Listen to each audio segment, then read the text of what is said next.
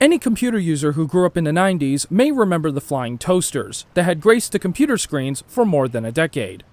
And then there's the casual games that sometimes contain irreverent humor designed for older audiences. They both have something in common. They started out life in a small software studio situated in a city off the coast of California, eventually growing into a symbol of innovation and creativity in the American software industry. They started out as the heroes of technology before shifting to create software with attitude. But at the height of their popularity, they disappeared from the public eye. But it all had to start from somewhere, and it all began with some innovative software for the disabled, designed for a then-new computer platform, the Macintosh. While mostly forgotten today, their legacy continues to live on. So let's not waste any time here in bountiful Berkeley. This is the origin story of Berkeley Systems.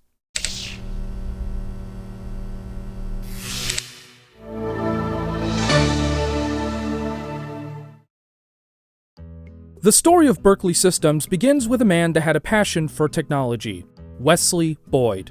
Wes Boyd was born native to Berkeley, California in 1960, and by the age of 14, he had a major interest in computers. After dropping out of college to pursue his passion in software design, he worked as a programmer at the University of California, Berkeley for the next several years, with his PhD-certified father, Lawrence Boyd. From there, the two went on to study and create accessible software, particularly for Apple's then-new computer platform, the Macintosh. Released in 1984, the Macintosh introduced the masses to the graphical user interface at an affordable price. But with innovation came a major challenge for low-vision users. At the time, the only way for the visually impaired to use a Mac would have to spend upwards of a couple $1,000s on equipment, such as an external monitor. Wes and Larry sought to offer a low-cost solution to an expensive problem by making it software-driven, which is exactly what they did. In 1985, the father and son team, through their newly formed company Boyd's System Design, were given a grant worth $50,000 from the National Eye Institute, and soon after began work on a screen magnification software solution for the Mac. At first, the software was tested as a desk accessory that could be accessed through the Apple menu. Upon launch, it would produce a window showing a magnified view of a small portion of the display around the cursor. However, it had its shortcomings. For one, it only magnified the portion of the screen that excluded the cursor, and there were also other issues, such as flickering from rapid mouse movements and lack of keyboard control. For the second prototype, a duplicate image of the display was created and then set aside in memory. From there, the user could choose what portion of the screen they want magnified, and the cursor would move with the frame. This proved to be much more effective, and fixed many of the problems the first prototype had. Midway through development, Boyd's System Design was renamed to Berkeley System Design, named after their native city, and after several more months of development and field testing, their software magnification solution was finally released to the accessibility market in late 1986 as inLARGE for $95. The package came with two instruction manuals, one in standard 24-point and another in a smaller 12-point for use with a closed-circuit TV system, and a non-copy protected floppy disk containing the software. When the user first runs inLARGE, they'll get a standard copyright screen. Once installed, it takes them back to the Finder, with inLARGE loaded into memory, allowing the user to take advantage of its capabilities. The program will remain active as long as the computer is on. A reboot will reset the system back to its normal state, until they rerun the application or use the Set Startup option on inLARGE. The main functionality of inLARGE is controlled via keyboard shortcuts, all of which could be activated on the fly using the Option key. Pressing said key will bring up an inLARGE icon at the bottom right corner of the screen, indicating its readiness to get a command. To set magnification, the user would simply press Option followed by a number between 2 and 16, which sets the degree of magnification for the entire screen. As the user moves the mouse, the enlarged frame follows the pointer along. While typing, the magnified frame will automatically lock to the insertion point, with the frame following as the user types along. inLARGE also provided options for customization. Pressing Option followed by A will set an outline of the frame in full screen. Pressing Option followed by P defines a partial frame instead of a full screen frame. And pressing Option followed by R lets the user resize the frame and the degree of magnification within it by simply moving the mouse and then setting the new frame size with a single click. In addition, inLARGE offered other features. Pressing Option C will activate an enlarged full-frame crosshair, useful for users with visual field defects. Pressing Option I toggles a color reverse, from black on white to white on black. There's also a lock mode, which allowed the user to lock a frame in a specific region by simply setting the frame position and then pressing Option L. The frame will continue to follow the cursor as long as the mouse keeps moving, but once the cursor stops moving, the frame automatically jumps to the locked region. But by far one of the more useful features was auto-scanning, in which the user could review lines of text without moving the mouse. They would simply set the starting frame position, press Option S, and then roll the mouse at a specific direction and speed. The faster the mouse movement, the faster the scanning rate. When the frame reaches the edge of the screen, the scanning will stop. A double click will return the frame back to its set starting point and resume scanning, while a single click will pause the scan. Finally, inLARGE could be toggled on or off by pressing Option followed by O. Compatibility-wise, inLARGE works with a wide variety of productivity software. However, it doesn't play well with programs that heavily rely on smooth animation, particularly games. As a matter of fact, inLARGE caused a slight performance dip, even with the magnifier disabled. Despite these issues, inLARGE was an inexpensive yet powerful tool for the visually impaired. It remained exclusive to the Macintosh, despite plans to extend the feature to other platforms. Upon its initial release, however, sales were slow. According to Wes Boyd, he only sold one copy at a Minneapolis trade show. But the product and its technology would catch the attention of Apple Computer, who contracted Berkeley to develop an entry-level version of inLARGE. This would eventually become Close View, an optional control panel released as part of Macintosh System 6 in 1988. Shortly after the release of inLARGE, Berkeley System Design introduced their first mass-market product in January of 1987 at the Macworld Expo in San Francisco. The product, released in late March, was a virtual screen utility called Stepping Out for $95 US. Much like with inLARGE, the main goal of Stepping Out was to provide a low-cost alternative to an expensive option. In this case, full display monitors for the then newly released Macintosh 2, which at the time costed close to $4,000, and that's not including an external monitor. With Stepping Out, the user could simulate an extended screen resolution beyond the standard Mac's boundaries, fooling it into thinking that it has a larger screen. In other words, it does not zoom in on an existing screen, rather it is extending it. Stepping Out was also one of Berkeley's first products to incorporate box art made by Wes Boyd's wife Joan Blades, based on her collage art. The package contained the usual instruction manual, along with a non-copy protected floppy disk containing the software. Much like with inLARGE, installing Stepping Out was simple. Upon running the application, a dialog box shows up, allowing the user to install or remove the software at ease. They also had the option to change the screen resolution, which by default was 576 by 720, the size of a Mac Paint document. The manual contained more information on using multiple screen sizes, including a 640 by 864 full-page display and a 1024 by 1024 workstation display, just to name a few. There's also a memory count located on the bottom right corner, which shows the amount of memory needed for that specified virtual screen size. If the user tried to define a screen that won't fit into memory, the software would simply notify the user that there's not enough memory available. Once installed, it takes them back to the Finder, but, much like with inLARGE, the program is resided in memory, as long as the computer stays on. If the user wanted a different screen resolution, they would have to hold down the mouse button while the application is loading. This new setting is then retained for subsequent installations until changed. To access the extended resolution, you simply move the cursor to any edge, and the virtual screen smoothly slides to reveal more space. It was essentially the equivalent of moving a Mac's front cover on top of a large piece of cardboard, according to one reviewer. Imagine taking a large piece of cardboard and writing or drawing all over it. Now imagine taking off the front cover of your Mac and putting it on top of the much larger piece of cardboard. As you move the Mac's faceplate around, various parts of the underlying cardboard will come into view in the space where the computer screen would be. And that's how Stepping Out works. William Harwood, United Press International.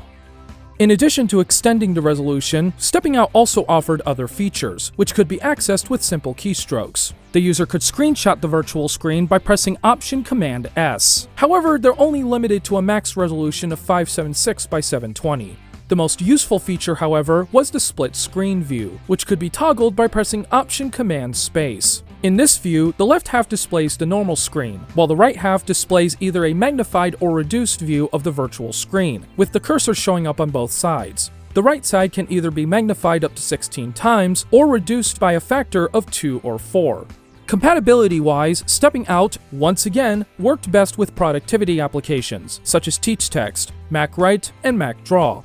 Mac Paint, on the other hand, as it was not written with large screens in mind, gained no benefit with stepping out. Third-party applications can also take advantage of the larger virtual screen, such as Microsoft Office, Photoshop, Illustrator, and ClarisWorks, just to name a few. But while stepping out does shine when it comes to desktop publishing and graphics, games, especially ones that require an extended resolution for the best experience, don't play too well with stepping out on a performance level. And speaking of performance, that is one of stepping out's Achilles' heels. Much like with inLARGE, stepping out also takes a performance dip. Even basic functions in the Finder had a small delayed response time, and it also suffered from cursor flickering issues. And then there was the memory usage. Stepping out itself required at least 80 kilobytes of memory, plus any additional memory used for the selected screen size. The larger the virtual screen, the more memory was required. According to the manual, stepping out required 648 bytes of memory per square inch of virtual screen. The default screen size is 8 by 10 inches, or 80 square inches. Therefore, it requires about 50K of memory for the virtual screen alone, bringing the memory total to 130K.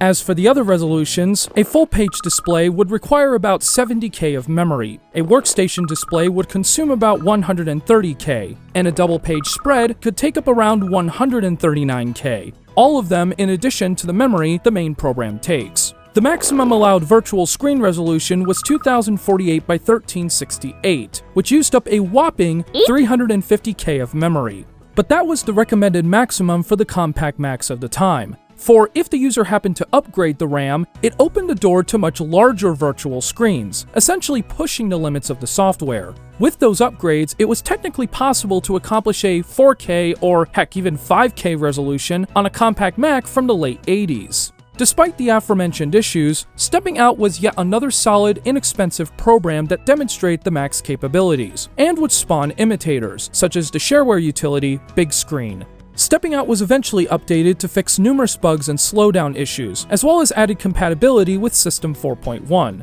After the release of Stepping Out, Berkeley System Design was incorporated on May 8, 1987.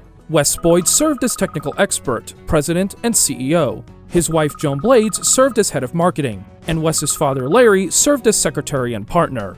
In early 1988, Stepping Out was upgraded to version 2, now a control panel device instead of a standalone application. Stepping Out 2 also added some new features, such as preset screen resolutions, customizable keyboard shortcuts, a lock mode, improved magnification and reduced views, a fixed menu bar option, and the ability to toggle the software on or off on the fly.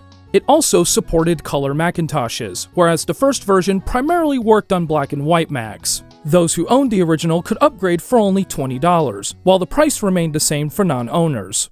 Later that year, Berkeley would develop another Access product, inTOUCH, made in cooperation with Telesensory Systems. inTOUCH essentially gave the Macintosh compatibility with the Opticon 2, providing a tactile alternative for low-vision users. The software basically translated a small portion of the screen surrounding the Mac's cursor, and sends that data to the Opticon's tactile array of vibrating pins that can be read by touch. inTOUCH was released in September of 1988 by Telesensory for $395 and was more of a short-term project for Berkeley System Design.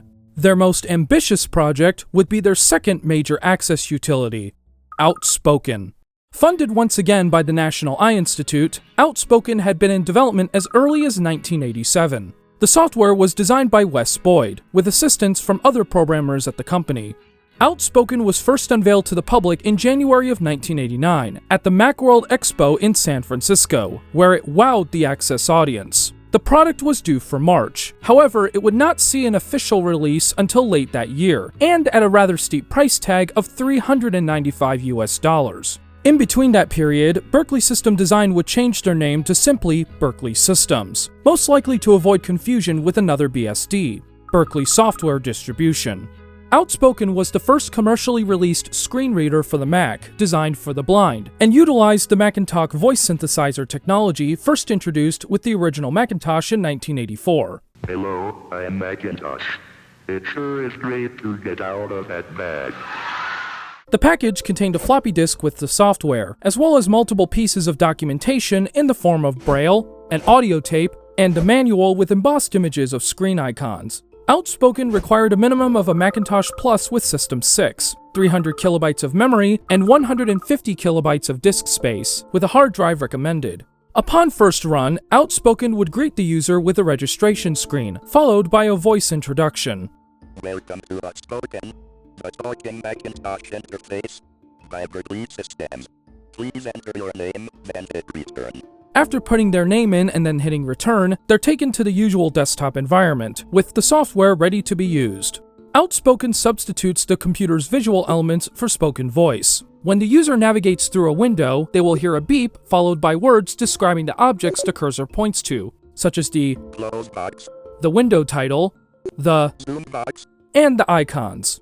The user will also be able to know if they've gone into another window or dialog box, again through spoken voice. window, As Outspoken uses an off-screen model, a mouse is not considered necessary. Instead, the primary controls are through the numeric keypad, with some commands that could be activated by combining them with the Shift, Command, or Option keys on the keyboard.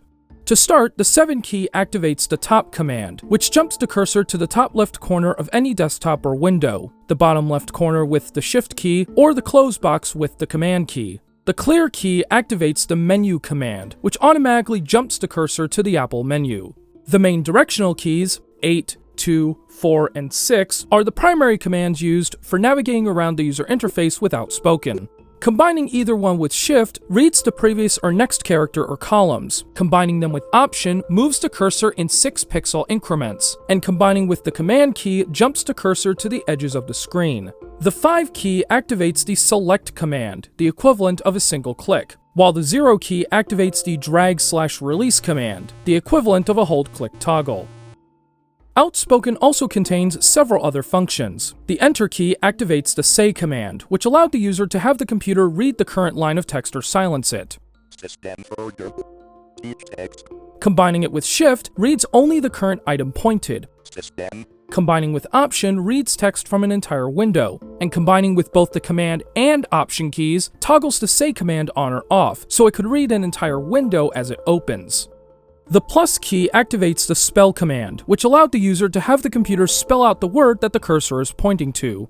FS, YSTEM, Combining it with Option enabled the computer to spell out the word in the phonetic alphabet. Foxtrot, Oscar, Lima, Delta, Echo, Romeo, The equals key activates the window command, which is basically a window switcher, and not an application switcher. The user would have to resort to the multi-finder for that.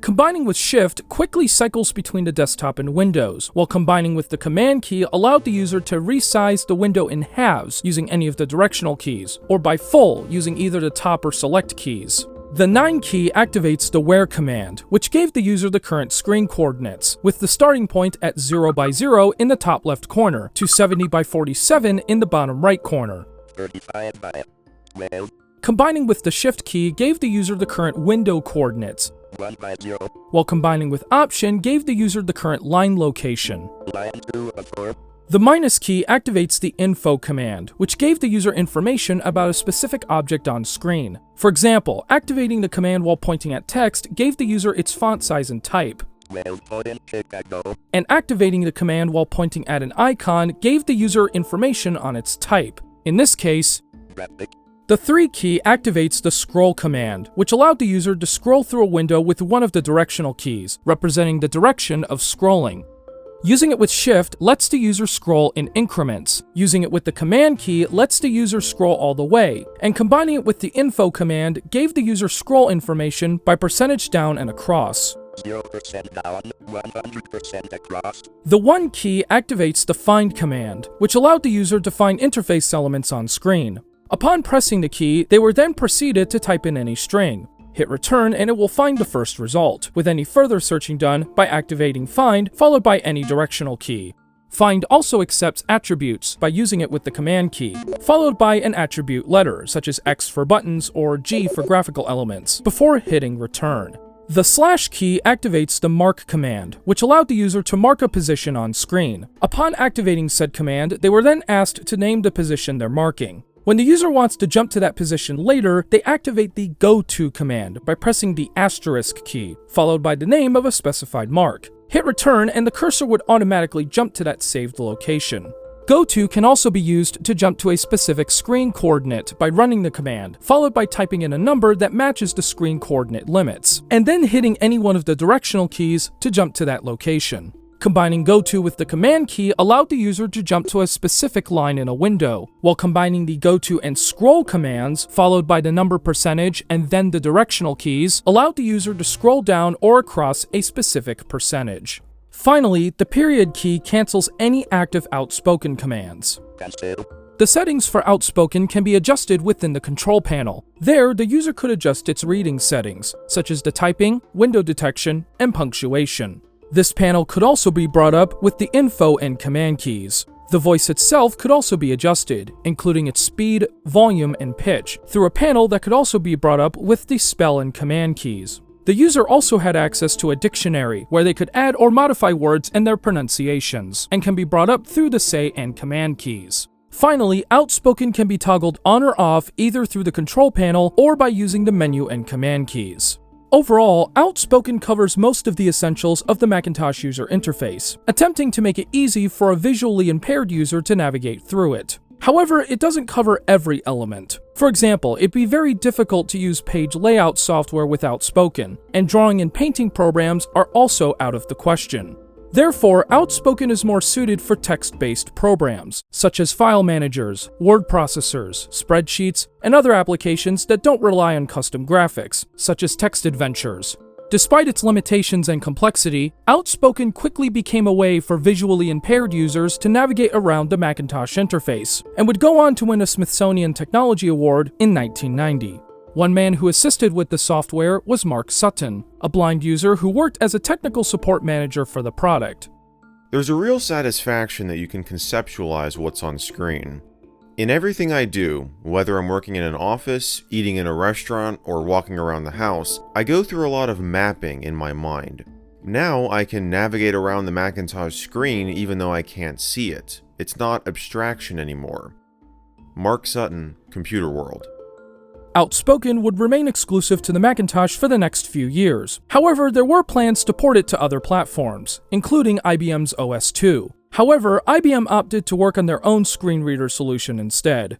In 1992, Berkeley Systems issued major updates to their Access software, inLARGE and outspoken, which both offered improved compatibility with System 7. inLARGE 2 was now a control panel and brought in a boatload of changes, such as new screen motion options and an improved scanning mode. outspoken 1.7, meanwhile, was overhauled to work with PowerBook computers, making it possible to use the software on keyboards without a numeric keypad. This was done by simply holding down the tilde key, followed by another assigned key. The update also brought in some new features, such as a review mode, which essentially removes the requirement of holding down the tilde key when using outspoken on a PowerBook. However, the user is unable to type in any text unless they turn it off. This mode could be toggled with the menu and shift keys. The mouse could also be toggled on or off by using the menu and option keys. In October of 1994, outspoken would finally receive a Windows version, developed by Ben Dries and Peter Korn, with the user interface designed by Joshua Mealy and Mark Sutton. Unlike the Mac version, outspoken for Windows required speech synthesizer hardware to operate, with more than 30 supported upon launch. Along with it came Braille Out, which gave outspoken compatibility with Braille displays for Windows. Berkeley would also work on another Access utility in the early 90s, ScreenKeys, which, as the name suggests, is an on-screen keyboard for the Macintosh. As for Stepping Out 2, it continued to sell into the early 90s, until it was quietly discontinued in 1992. By the mid-1990s, Berkeley Systems had moved on from their roots, and had shifted its focus to other more profitable markets. In 1995, they divested their Access products and their team into a separate self-supporting division, simply known as Berkeley Access. However, the division was short-lived, as on September 17, 1996, Berkeley Systems would sell their Access software division to Alva BV for an undisclosed amount. The new owners continued to maintain inLARGE and outspoken over the next several years. The former received an update with Power Macintosh support in April of 1997, while the latter received a Windows 95 version in October. Outspoken would later receive two major upgrades for both Mac and Windows, each with a set of new features. By the early 2000s, however, Apple and Microsoft had started to integrate much of their functionality into their operating systems. It also didn't help that Apple ditched support for Mac OS 9 in favor of their next-generation operating system, Mac OS 10, which inLARGE and outspoken did not support. Eventually, Alva saw the writing on the wall and officially ended support for both products on June 10, 2003. 2 years later, Apple introduced VoiceOver with Mac OS X Tiger, essentially making outspoken even more superfluous on the Mac platform. Alva was eventually acquired by Optelec in 2005, with the latter still operating today, and continues to use the Alva branding on their Braille readers. As for Wes Boyd and Joan Blades, the couple would eventually retire from the software industry following the sale of their company in 1997. The two would go on to form MoveOn, a political advocacy group, the following year, primarily in response to the Bill Clinton scandal. Joan Blades would later co-found other advocacy groups, such as Moms Rising and Living Room Conversations. As for Wes's father, Larry Boyd, he would sadly pass away in 2017, at the age of 81. Berkeley Systems' contribution to the access market may have not been a huge success, but they did leave their mark. Screen magnification and screen readers are now standard features in operating systems today, and with technology continuing to evolve, computers are now much more accessible than ever before. Today, Berkeley's accessibility venture is mostly forgotten, but honestly, it really shouldn't be. They helped push the notion that graphical user interfaces can be used by the disabled, and at an affordable price. Hopefully this retrospective sheds some more light, giving them and the team the respect they deserve. But obviously, Berkeley Systems was never well known for their access software. They were known for something more valuable. As we look into the starry night skies, we can see a legacy flying above us. Their second mass-market product that gained a cult following not too long after release, eventually leading to a monster hit with its second edition. Their first big success for a small studio, propelling them to new heights, and changed their future forever. Wait, is that a winged appliance in the sky?